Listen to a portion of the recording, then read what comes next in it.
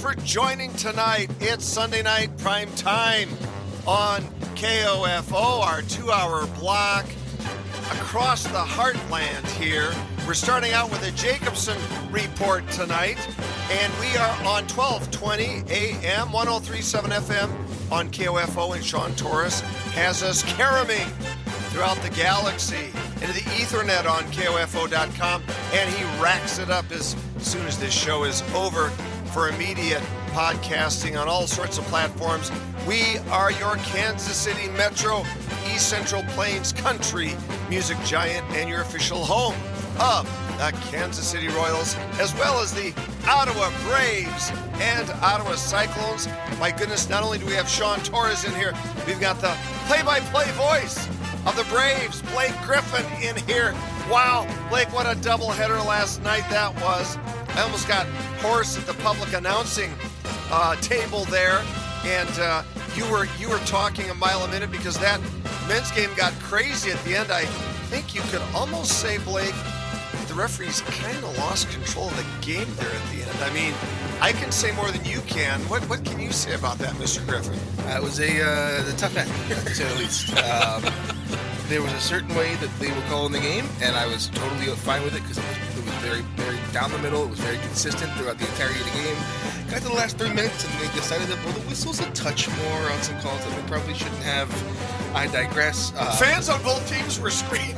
Yeah, Refs nobody liked the refs that last night. It was all interesting. It was an absolute bloodbath. It was ugly. It was ugly. Both teams combined for less than 20 fouls, which I don't know. I probably could have picked up probably 30 or 40 in that game if you could have asked me. But you don't ask me, and it just ended up being a tough loss. But still a chance for the Braves to host an opening round here in the conference tournaments. Big game against St. Mary to really lock up that 4th seed here. Well, we've got Coach Pat Knapp on with us, the king of D1, and Jacob Hall back with us. He knows his NAIA ball, and folks are listening to us in Franklin County, Miami County, Anderson County, Lynn County, Johnson County, Douglas County, maybe even some folks in Wyandotte County. This signal actually goes up to St. Joe, Missouri, when it's not on the World Wide Web, and some of you listening tonight are also going to hear us on KXEL, America's original 50,000-watt blowtorch out of Waterloo, Cedar Rapids, Iowa.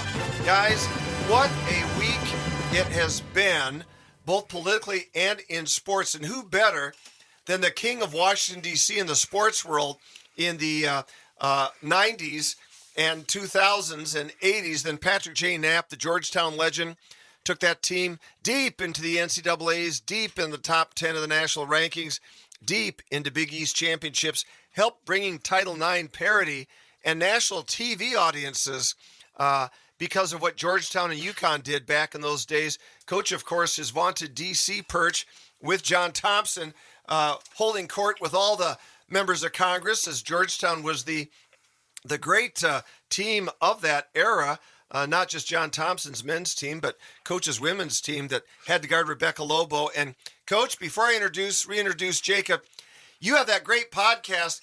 Coach, I'm telling you, Gino at UConn is still making me mad about his Caitlin Clark comments. I mean, am I going to get on that podcast and do Q&A with Gino, or is that a bridge too far for you to give me access to your mic?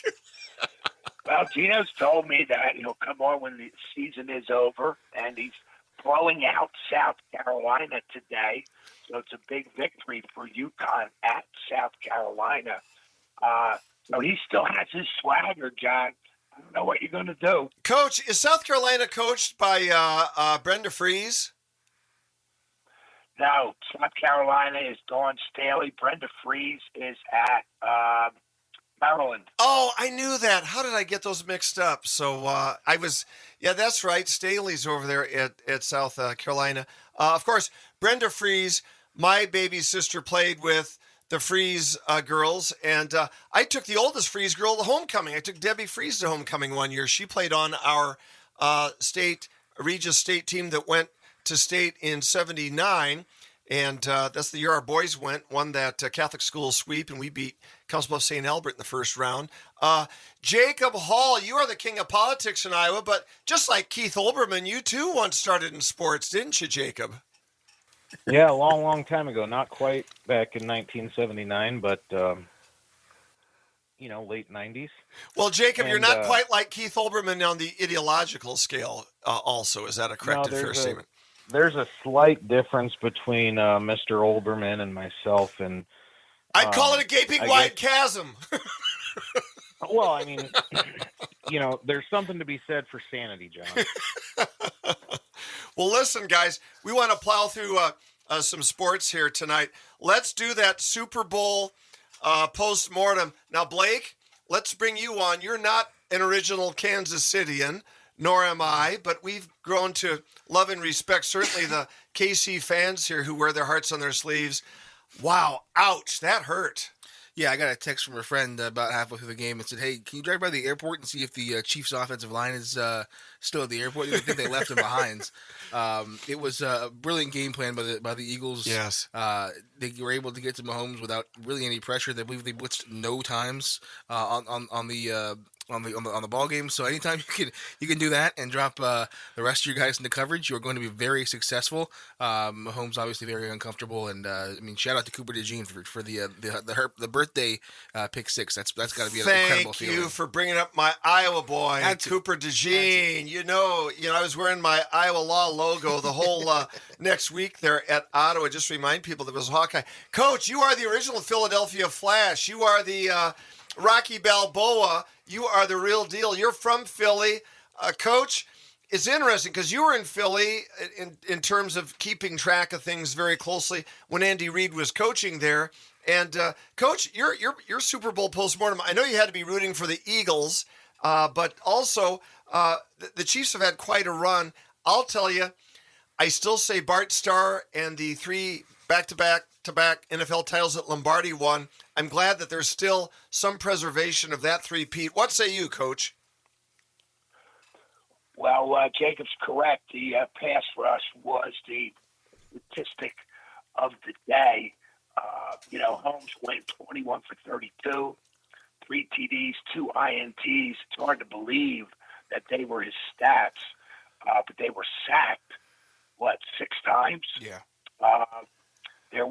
Casey was sacked 6 times. The bottom line was when you look at the statistics before the game, people told us that Nick Fangio, the defensive coordinator for the Eagles, was 0-8 versus Mahomes. Now he's 1-8. There was some negativity about wearing the white jersey. Well, the white jersey lost. The rushing leader in the Super Bowl usually won the game. In the last 41 games, these stats came from. 135 yards for the Eagles won the game.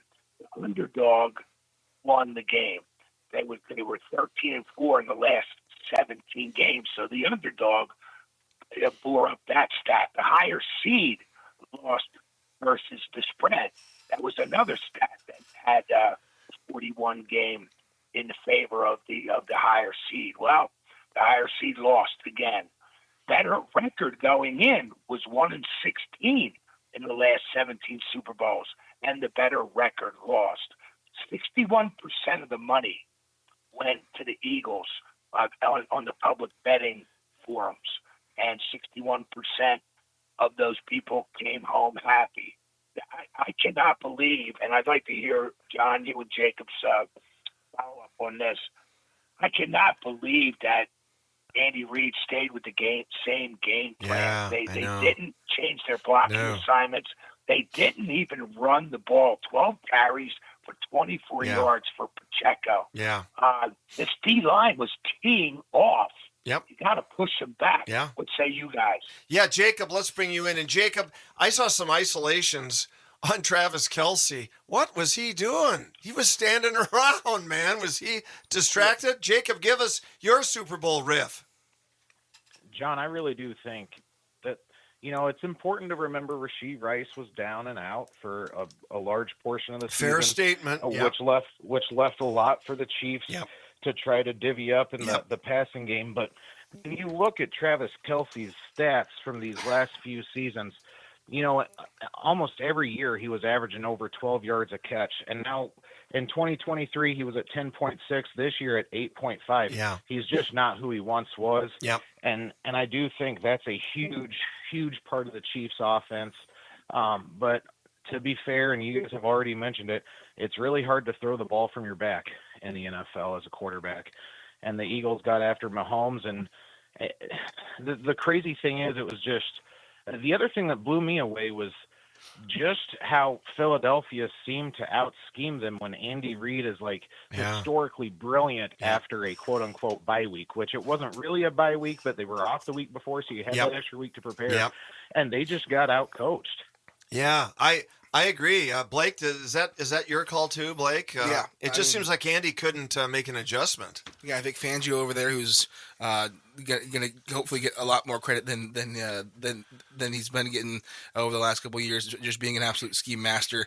Had a great game plan, and not entirely sure where you kind of went with Andy Reid. I mean, he was down very early, and the game kind of got out of hand. I think I was if there was no halftime show, I think I might have turned it off before halftime.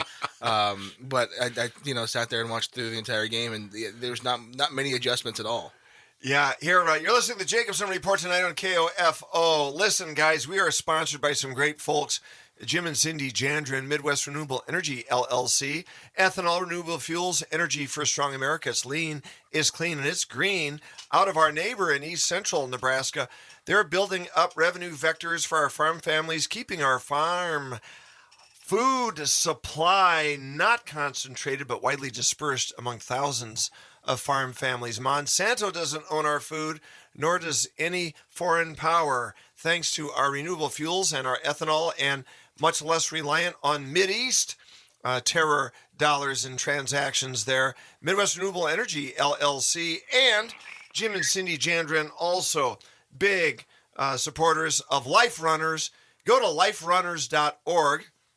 Be like the loving, gracious Deborah, my wife, and get your T-shirt, Run and Walk for Life. Life Runners is building a culture of life. From womb to tomb, they are helping expectant mothers and babies on the way, and babies and moms after they are born. Go to liferunners.org. Jacob, you have a nexus going here. I'm going to talk about Cooper DeJean because he's not terribly far away from where you are. He's in Odebolt country, which is not terribly far from Sioux Center. Blake Griffin, our great women's softball team, is heading up to Dordt, to Sioux Center here this week. And Jacob was even giving me some lodging tips to help Coach Maley's team figure out their logistics for when they go up there. Blake, I don't know how they're going to play in 0-degree weather. It's going to be 0 degrees up there. Blake, is there any temperature hope that those games will be played next weekend? And I use that as a segue. Cooper DeJean, how proud is Northwest Iowa of Coop? Go, Jacob. Yeah, I think everybody in Northwest Iowa is proud of Cooper DeJean, and I think there's some of us who consider Northwest Iowa to just be a very small corner of the state, but we expand that out to include OABCIG so that we can get some of that Cooper DeJean juju up here. And John, I think in terms of the softball game, I'm pretty sure Dordt is able to play indoors inside their little bubble of a dome type thing that they built up that's here. A great. So I did not know that. Did you know that, Blake Griffin? Yeah, they got a nice facility up there at Dordt. Oh, that's right. Yeah. Griffin, you've got a nexus to Dordt. Was your high school kind of a feeder school into Dordt? Yeah, I know quite a few alum of the Dordt Defenders, that's for sure. And you're originally, what, an Oregon boy or Wisconsin? Or Washington boy, I mean? Yeah. So, wow. Coach, Jacob and I love NAIA ball. I know Blake does too. Coach, you were a D1 guy in Washington, D.C., Big East. But, Coach, you've got a grudging admiration, maybe even an affectionate admiration for the NAIA kids. Why is that, Coach? Well, very similar is Division III, and that's where I played ball at Widener University in Chester, Pennsylvania, the Mid-Atlantic Conference, with little schools like Muhlenberg and Dickinson and Moravian and those. And, we would get in a van and drive up to the game and play the game, and then Coach would give us $2 on the way home and stop at McDonald's. And that was the road trip. I remember one time. Blake shaking his head like that's not No, Just ancient history. That is how it goes. There's a pizza handed out after the games, and that's about all you're getting. That's your NIL deal, right? Exactly. Go ahead, Coach. Continue. Well, one time, I forget what, I think the bus trip was a little longer. Let's say it was out to the Harrisburg area. I don't know who we were playing. Maybe it was Susquehanna. And the coach was giving out the money and said, where do you guys want to stop? We said, don't stop. We want to go home. We had won the game. We wanted to get home. We wanted to get home before the bars closed so we could go get our 90-cent hamburger and a quarter glass of safer beer. So, we played those games too. Tell them to step on it. Now, hey, Jacob, you're from Dutch Calvinist country up there. They don't drink up there, do they, in Northwest Iowa? It's completely dry. Completely dry policy everywhere on campus and everything else. So no, you got to drive and do that somewhere else, and then Wow. We're dry here too, in theory. That's true. This is a Baptist university here. I'm just projecting, Blake, that it is theoretically possible that some students could go up to Lawrence and do some socializing up there. Not that has ever happened, Mr. Griffin. Oh, not at all. We're Lawrence is a fun town to get to know. It's a fun university, and a lot of the students tend to welcome us up there. Okay, so speaking of Lawrence, let's talk Big 12 Yikes. basketball. Hey, listen, Jacob Hall is crowing about the Iowa State Cyclones. Coach has a good take from his vaunted person. Coach is still broadcasting for ESPN as well as his podcast, Play-by-Play. I know Coach took in the Kansas and K-State games last night. Blake's up to speed. Let's start with Coach, then we'll go to Jacob and Blake. Guys, let's talk about the Big 12. You can certainly talk about the Cyclones and the Huskers, but where are the Kansas and K-State men's programs at right now? I'll start with you, Coach. Well, it was a bad night for Kansas, let me tell you. Hunter Dickinson looked disinterested in their 74-67 loss at Utah. Poor bench play continued. David Coit and H.A. Stores are not living up to expectations. They went 2 for 8 for 6 points and 2 rebounds. The normal players played well for Kansas. Zeke Mayo, DeJuan Harris. Dickinson had 12 points and 7 rebounds, but he looked lifeless and he looked lost out there. And KU could not guard. They shot 40%, but, Utah shot like 49%. They just looked disinterested. They could not guard. And I have to tell you, Utah, when you go up to Utah BYU, I used to do that road trip regularly here from New Mexico State. It's like flying to the moon. It's a different atmosphere. Big mountains, a lot of snow. It's not like going KU to Colorado or Iowa State or any of the Great Plains places. And the fans are very rabid. So I'm not surprised that Kansas lost, and I'm not surprised at all that Kansas State lost. Kansas State lost 80-65 at BYU, which is even really harder to play at. And BYU is 8-6 in the Big 12, and they've won 17 games. They're on their way to possibly getting an at-large bid. BYU shot about 50%. They shot 26 free throws, so there was a little Provo, Utah home cooking there. And Duke McDaniel had 22 points, didn't play badly for K-State. Coleman Hawkins continues to disappoint. 6 points in 34 minutes. When you go on the road and you've won 6 games in a row and you're trying to make a run at an at-large bid, Coleman Hawkins came up small. Now, the turnaround, guys, is not good. K-State plays, I believe, tomorrow at Utah. So they've stayed up there, and they got 1 day off. Kansas has 2 days off. They play Tuesday at BYU, and I would probably favor BYU in that game again. Wow, some great takes from Coach Blake. You were nodding your head. You're up there from the state of Washington. You kind of know that neck of the woods there. It is different up there in Utah and Idaho, isn't it? Next door than to go down to the Central Plains here. Yeah, I mean that's a drive I've made plenty of times down from Washington, even back home from here, from Kansas up to Washington. It's a completely different world in those Rocky Mountains. It is a interesting place to be. It's a fun place to be if you know the right areas. But it's a place where they're very much. It almost feels like its own kind of country up there. They very much they root for their own people up there. And it gets very loud. Provo, as he mentioned, is a tough place to play. It's a gym that's not quite like it's not like an Allen Fieldhouse. It's a little smaller, which means you can pack it more, and the sound really gets on top of you. Yeah, that's a great take, Blake. Jacob Hall, your assessment. You're kind of you follow the Big 12 closely, especially the Iowa State, Nebraska teams as well. What's your macro view right now of the Big 12 and the Kansas team stumbling a little bit? I watched that game last night, and especially late down the stretch, it seemed like nobody for Kansas wanted to be the one to shoot the ball. And every Kansas basketball team I can remember watching for the last 20, 30 years has somebody who wants to shoot the ball. But last night, you're down 6, you're down 7 in the final minute or two, and you're taking 20 seconds off every possession, just being completely passive, not looking to shoot the ball.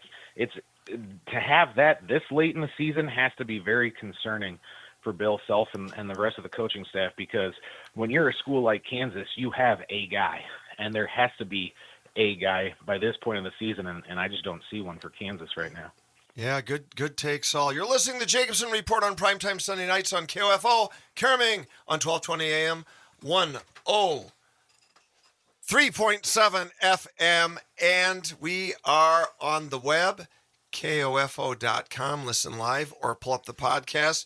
Your East Central Plains country music giant. Man, that Solid Gold country show on Saturday mornings rocks, guys. It was so awesome. The stuff Brad Howard was spinning yesterday, starting out with Waylon Jennings, and it kept getting better and better. We are your home of the Kansas City Royals. Hey, Blake, the Royals are going to be on here before you know it again. We're pitchers and catchers reporting and all sorts of good stuff. I am so happy for baseball season to be back. I'm a baseball man through and through. Well, you played for Ottawa. You should be a baseball guy. It's my top love, and not only am I happy that they're back, I'm happy that they're good. It's always fun to see good baseball. I've been here for 6 years now, and it was always like, okay, $8 tickets, let's go see the good teams play the Royals. Now we're gonna have to pay a little bit more, unfortunately, that they're good, but I'll take it to get good baseball. Hey, Jacob, are the Royals popular up in your neck of the woods up there in Northwest Iowa?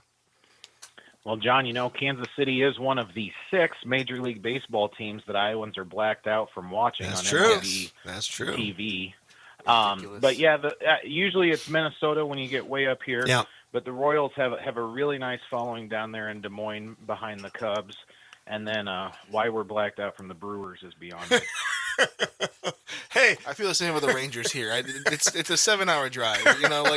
Come on. Yeah, that's kind of weird with the Rangers blackout here. Coach Knapp, I know that you're living in the desert climes. You're probably not having a week. Our forecast next week, Coach, starting basically Monday through Saturday, is lows of minus Fahrenheit. What's it like there? Just tease us with what you're dealing with right now in the New Mexican desert, Coach. Well, it's 60 and sunny, he's and killing me.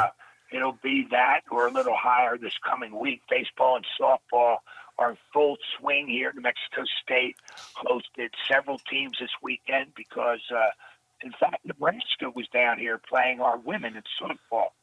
So, those teams want to get out of the cold at this time of year. There are many tournaments in South Texas, New Mexico, Tucson, Phoenix, and the players love it. Wow. Well, that gives me hope that there will be some sunlight at some point in time, Blake Griffin. Just wanted to do a segue here while we're at it, because many of you folks down here, including our station owner and manager, Brad Howard, they remember Greg Sharp. Greg Sharp was the play-by-play man for Kansas State Athletics for many years before coming to Lincoln, Nebraska. And for the last 17 years, he took over for the great Jim Rose, who took over for the great, ultimately, the Lyle Bremser. I mean, the absolute Nebraska legend, and Kent Pavelka, in that long stable of great Nebraska announcers. Greg Sharp, 17 years, the play-by-play voice of Nebraska football and Nebraska baseball, but also a long-term veteran announcer for K-State, passed away yesterday. Family sent out a message. Greg had been battling a terrible pancreatic cancer diagnosis 12 months ago. He still reported for duty for every Husker game this year. It was amazing. His voice was weaker in the booth, but it did not lack the passion. He had lost a lot of weight, but he still answered the bell.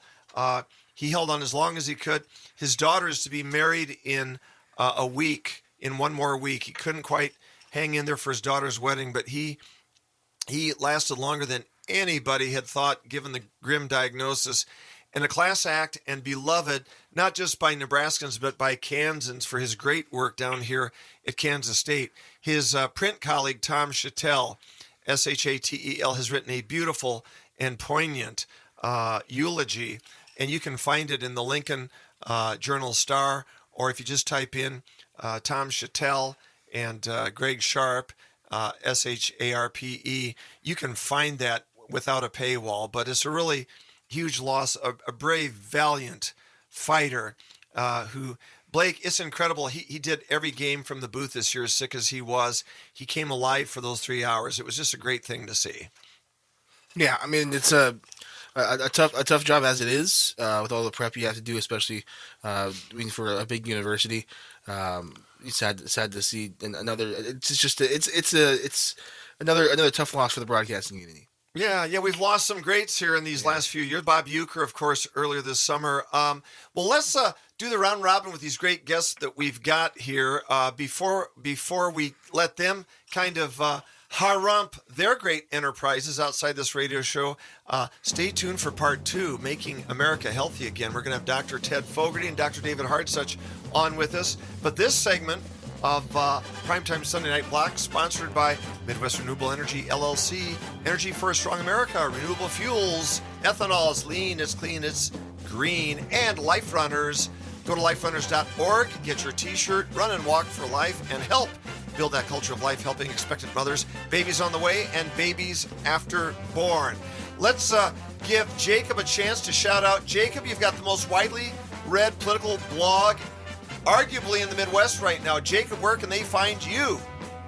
Yeah, everybody can find us at theiowastandard.com. We are at The Iowa Standard on Facebook and Twitter or X, whatever you want to call it, as well as all the other social media channels. So I appreciate the opportunity and appreciate everybody checking it out. Well, Jacob, I haven't melted it down yet today with my comments about Mitch McConnell, have I? There's not a whole lot left that can be said about Mitch McConnell's 373-year tenure in Washington, D.C. Well, I was not kind in my review today. Coach Knapp, you're everywhere. You're like Chicken Man. You're everywhere. Tell us about the podcast. Tell us about your broadcasting next. Well, Play by Play is our podcast. You can get it on Spotify, or on Amazon, or on iHeart, wherever you get your podcast. Terry Busone and I explore the world of sports, motivation, teamwork. We have Marianne Stanley, Hall of Famer, Springfield Basketball Hall of Famer from Philadelphia, played at the great Immaculata teams in Philadelphia in the 70s, and then coached Old Dominion, the 3 national championships. Marianne will be joining us this week. And I do our women's basketball games for Mexico State on ESPN2, which does a great job distributing anybody's games all across the country. Coach Patrick Knapp Jr., Jacob Hall, here with Blake Griffin, John Jacobson, saying to all of you, stay tuned for part 2 of our 4 anchor legs tonight on Primetime Sunday Nights. This is John Jacobson with Blake Griffin and Sean Torres saying, be safe, be smart, be good, be strong, love Jesus Christ. And God bless us, everyone. Until we meet again, catch the podcast. Bye-bye.